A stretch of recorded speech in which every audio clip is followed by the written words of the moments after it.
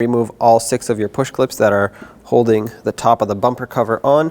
So with a trim tool, stick it underneath here, pop the center of it out. Once the center is popped out, you can remove the whole thing. And this one's different, but just go down the line and remove all of them.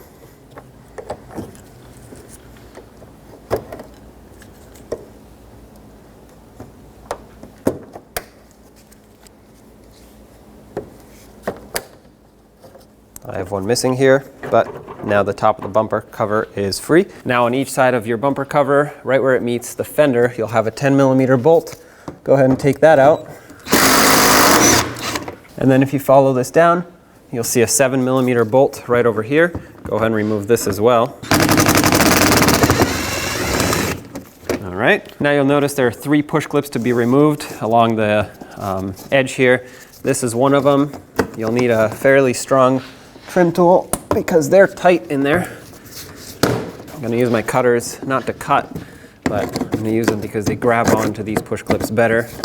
And these are really tight in there.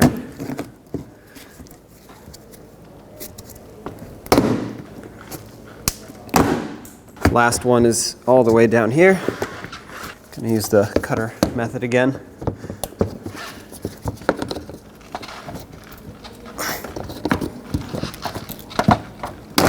Now from underneath the bumper, you have some 7mm screws and push clips that go all along. We have to remove all of those. So I'm just going to start over here and work my way to the other side.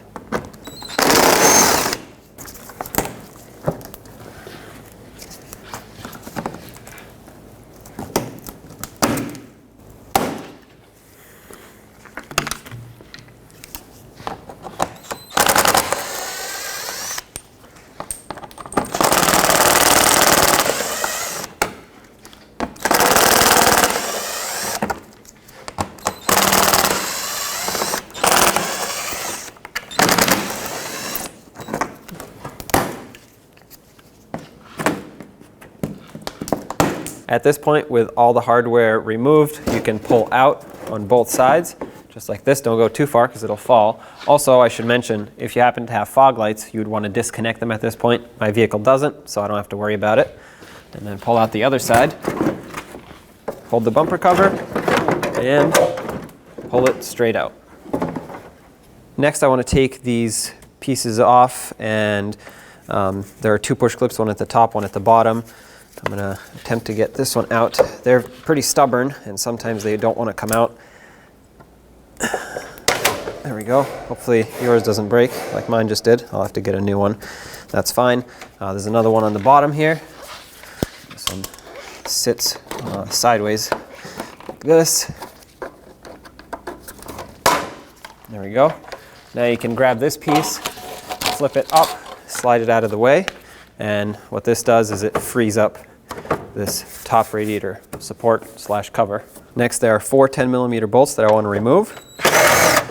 They go all along the top. This one, however, holds in the hood support rod clip. I'm going to take this off just so I don't lose it.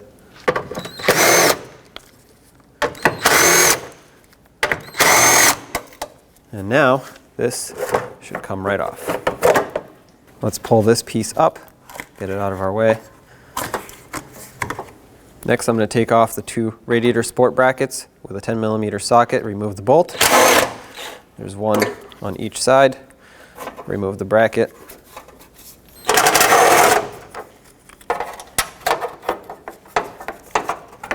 Just to make some extra space, I'm going to take off the hood latch. This radiator support for me is a little bit dirty, so when I pull this off, it's going to leave a mark where it was.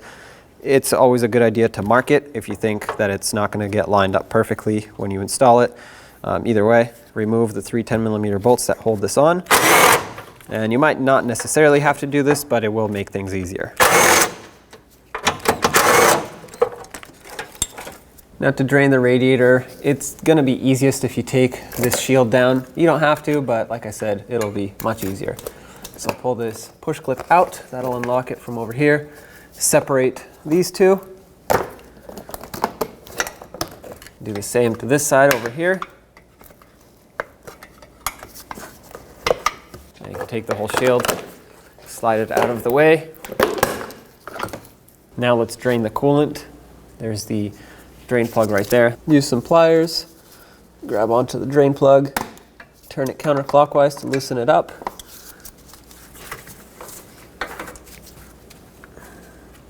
Open the overflow cap. That'll let the coolant system breathe as it drains. I'm going to move this shield a little bit out of my way. It has a push clip up top. Pop this out. Now you can push it, get to that bolt a little bit easier. Unbolt it, 10mm socket. There's another bolt up here on the passenger side. Remove that too.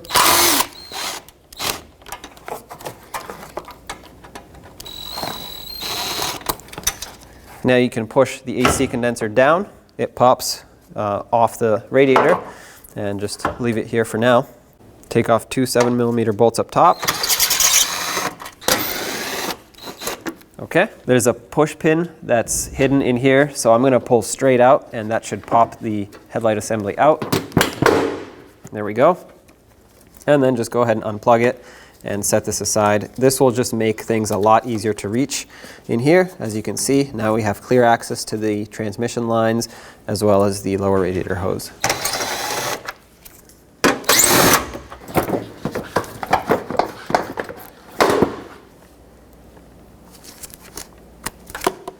Now let's take off the upper radiator hose. You can use some pliers, squeeze the hose clamp, break it free, slide it back, grab the hose, give it a couple twists to break that free, and pull it straight back off of the radiator.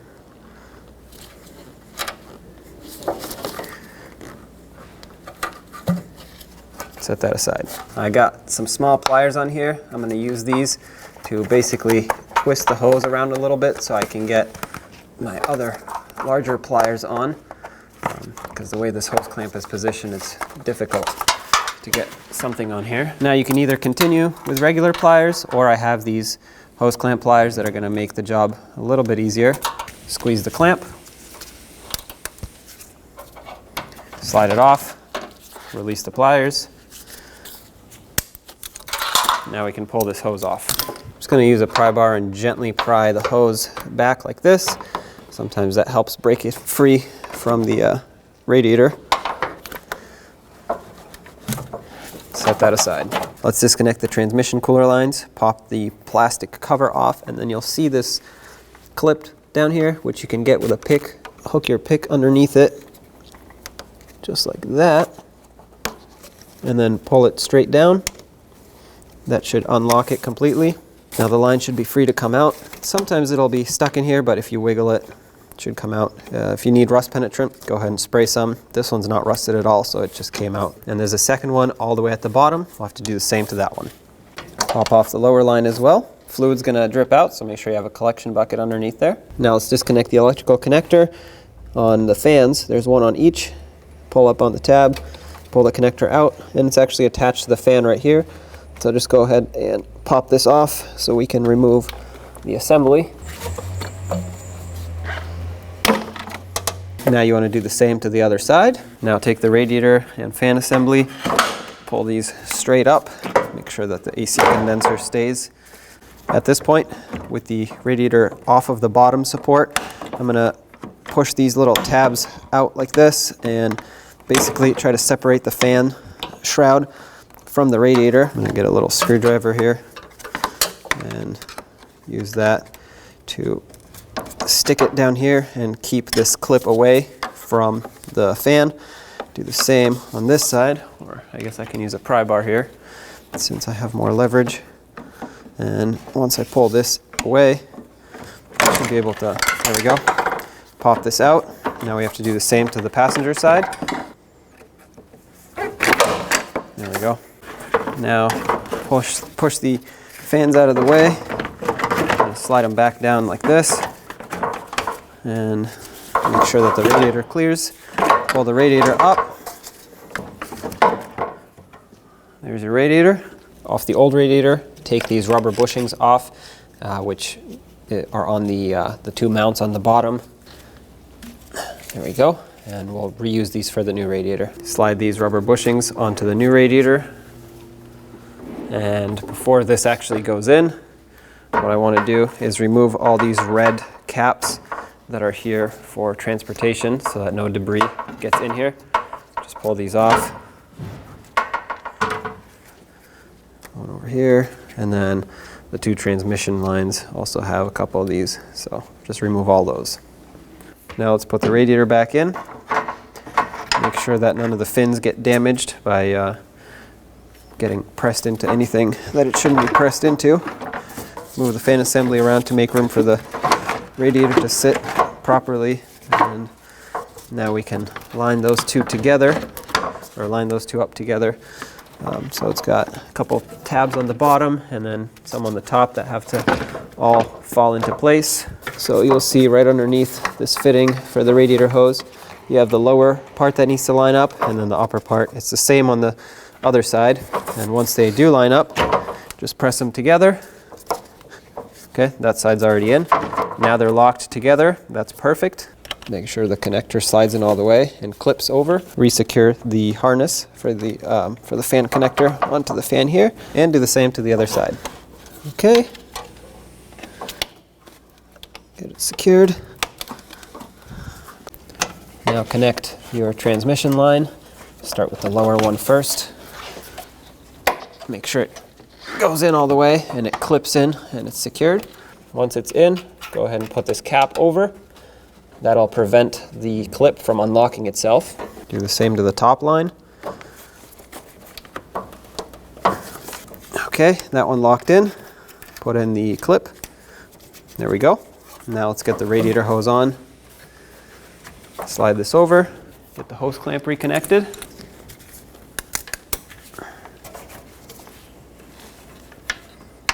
Try to position it as close as possible to how it used to be. I'm not going to put it exactly where it used to be just because of the angle of it. I'm just going to place it like that. There we go. Slide on the hose on the passenger side. And let's get this clamp back on. Okay, this one, I'm going to try to line up exactly where it was. Looks like my hose slid off a little bit, so I'm just going to adjust it. I want to make sure that it's fully seated, just like that. Let's connect the headlight and put those back in. Make sure the connector clicks in, and then you want to line up this little tab with the mounting spot in the fender. Press it in. There we go. Put these back in.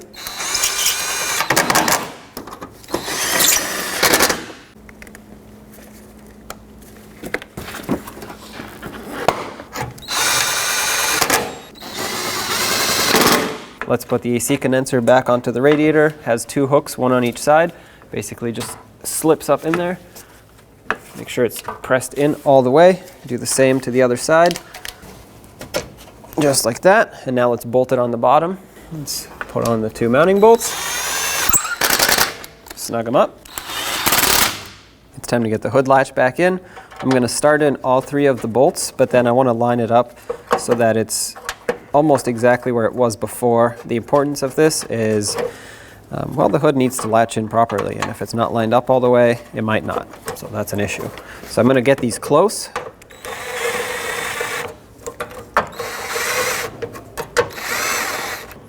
I can still move this around, and as you can see, the marks were left over from where it was positioned before. So I'm going to hold it in that position and tighten them up.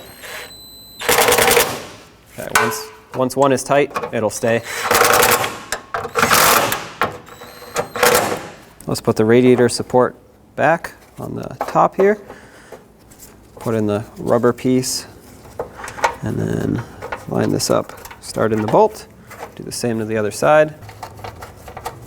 And snug them up. Let's put this piece on. It lines up. It's got a groove here. This groove lines up with this on the radiator here, and then you just press it down and it should lock in by itself. Let's put in the top piece. Start in all the bolts. I'm going to start in all the bolts before I tighten any of them down. This one had the bracket with the clip for the hood support. So now that they're all in, let's tighten them up.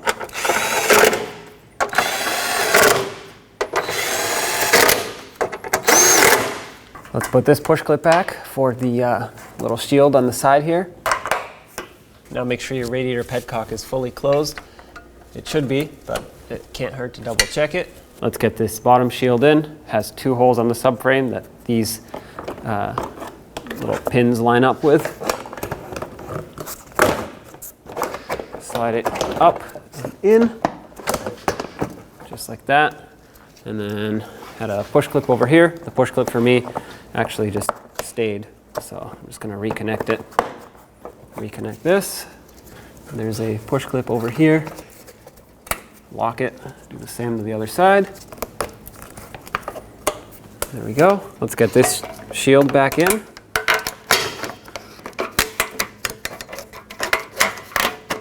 Line it up. There's a push clip at the top and one at the bottom. Here's the bottom one. Let's do the same on this side.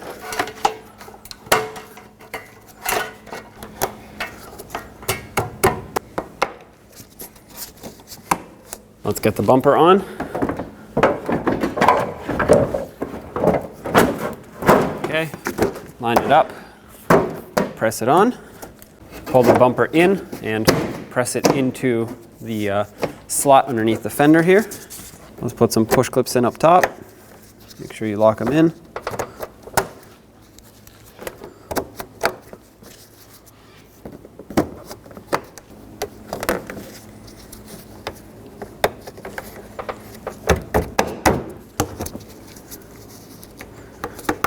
Let's line up the 10mm bolt on the top here.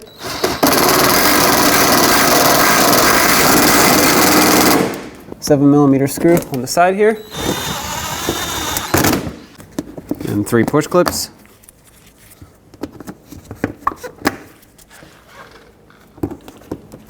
Now you do the same to the other side. Put all the screws in underneath on the splash shield. I'm going to start with the center one, that way it can be held up in place.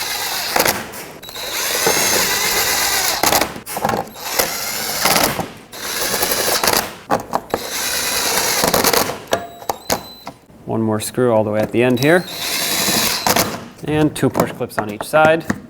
I'm missing this one over here, and then do the same to the other side. Now let's add some coolant to our system. Keep in mind you want to add a manufacturer specified fluid. If you're not sure of what to use, check your owner's manual. Once you add coolant in here, go ahead and fill it to the max line. And then what you want to do is actually go inside the vehicle and turn on the engine.